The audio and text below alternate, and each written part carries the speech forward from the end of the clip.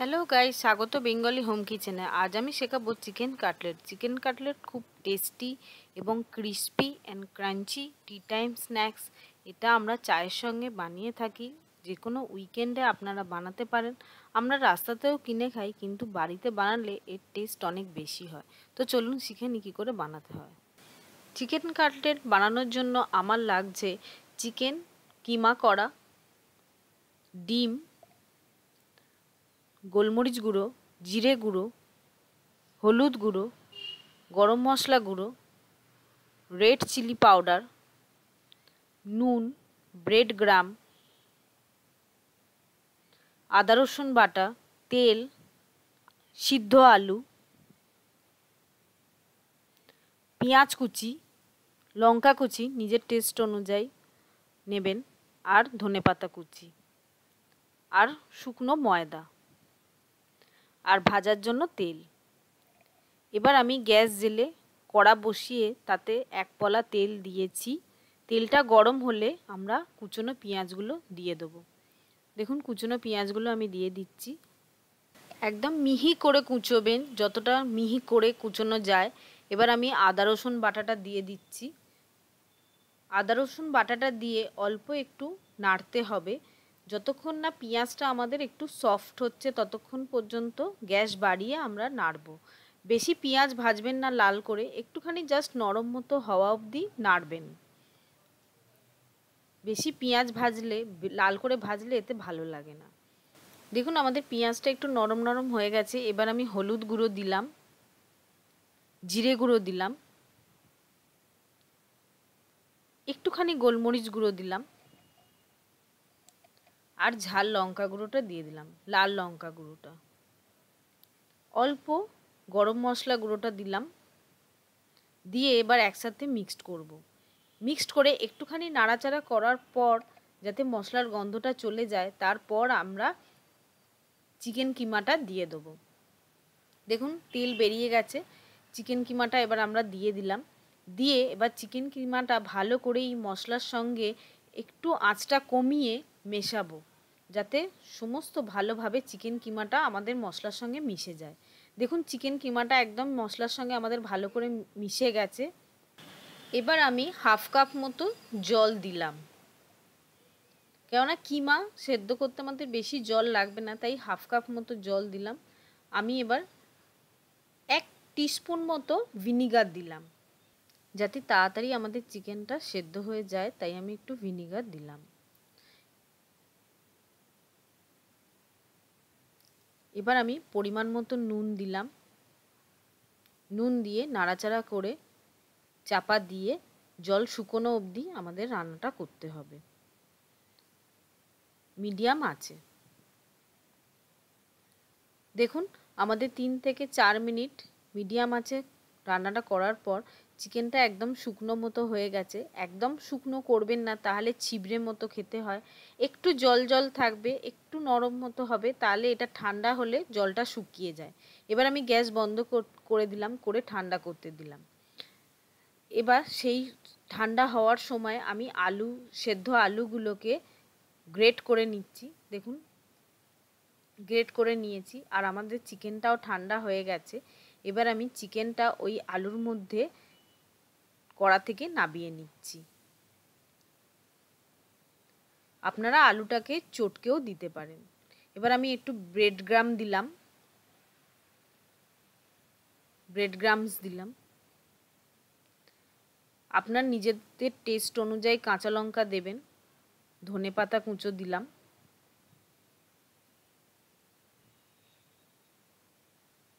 দিয়ে এটা মাখতে হবে। আমরা আগে ডিমটা গুলে রেখে দিচ্ছি। ডিমটা আমি এখানে একটাই ডিম নিয়েছি, আপনারা চাইলে আরও ডিম নিতে পারেন, আপনারা যতখানি পরিমাণ ইউজ করবেন। ডিমটায় আমি নুন আর অল্প গোলমরিচ দিয়ে এটাকে ভালো করে ফেটিয়ে রাখছি।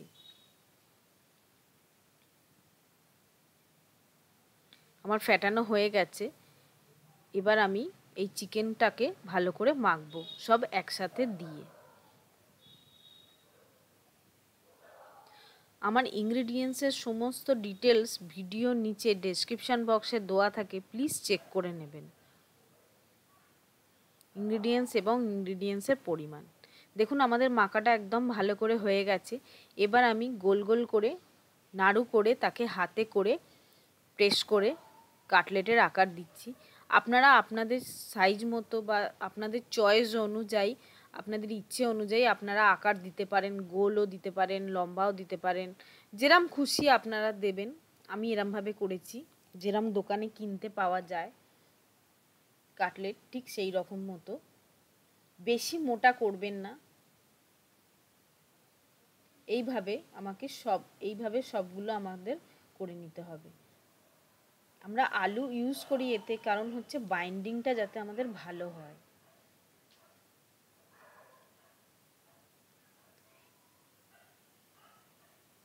এইভাবে আমি পুরোটাই করে নেব।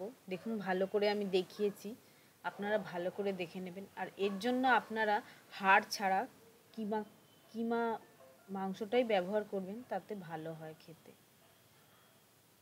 বেশি আলু দেবেন না, তাহলে চিকেনের টেস্টটা চলে যায়।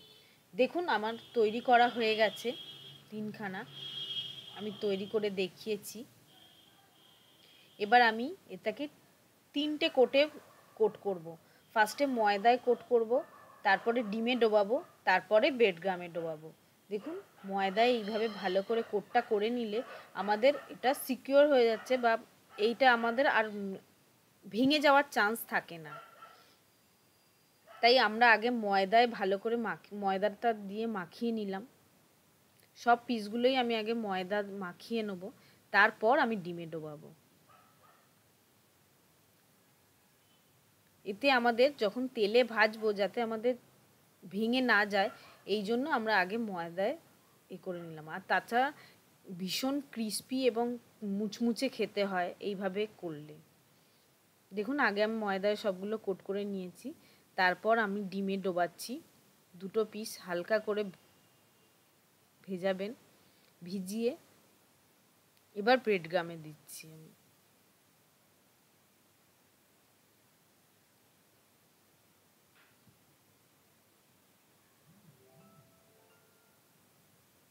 ব্রেডক্রামে ভালো করে আপনারা মাখাবেন।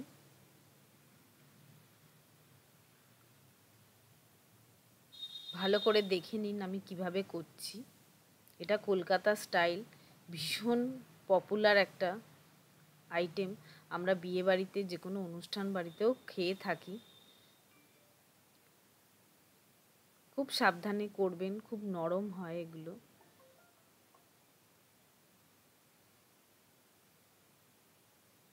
ভালো করে সব দিকটা ব্রেডক্রামে মাখিয়ে নেবেন। এবার আমি ব্রেডক্রাম থেকে তুলে একটা থালায় নিয়ে আমি সেট করে নিচ্ছি, যাতে আমার তেলে ছাড়লে না ভেঙে যায় বা খুলে যায়। আর ব্রেডক্রামটা যেটা এক্সট্রা ব্রেডক্রামটাও আমরা মানে ছড়িয়ে খুলে নিচ্ছি, যাতে আমার তেলটা খুব একটা নোংরা না হয়। এইভাবে করলে ব্রেডক্রামটা, যে এক্সট্রা ব্রেডক্রামগুলো আমার লেগে আছে সেগুলো আমার ঝরে যাবে এবং সেট হয়ে যাবে খুব ভালো করে।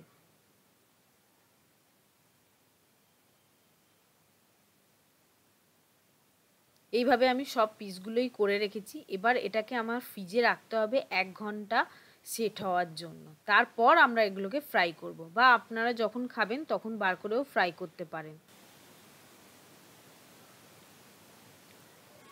দেখুন আমার 1 ঘন্টা বাদে সেট হয়ে গেছে। এবার আমি এটাকে ভাজবো।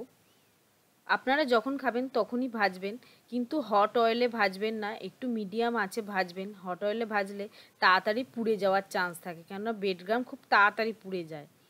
দেখুন এইভাবে আমাদের 1 থেকে 2 মিনিট লাগবে মিডিয়াম আঁচে ফ্রাই হতে, কিন্তু এদিক ওদিক উল্টে পাল্টে দিতে থাকবেন, যাতে সমান করে সব দিকটা ফ্রাই হয়। আমি রিফাইন্ড অয়েলে ভেজেছি। দেখুন আমি ভাজাটা পুরো ভালো করে দেখিয়েছি। আপনাদের কড়াই যতগুলো ধরবে ততগুলোই দেবেন। আমি এটা একটু স্পিড করে দেখিয়েছি, কিন্তু এত জোর ফুটছে না। এটা মিডিয়াম আঁচেই আমাদের ভাজতে হবে। বেশি হাই ফ্লেমে ভাজবেন না, তাহলে পুড়ে যাবে এবং মুচমুচেও হবে না। একটু আঁচটা কমিয়ে ভাজলে তাহলে মুচমুচে ভালো সুন্দর কুড়মুড়ে খেতে হয়।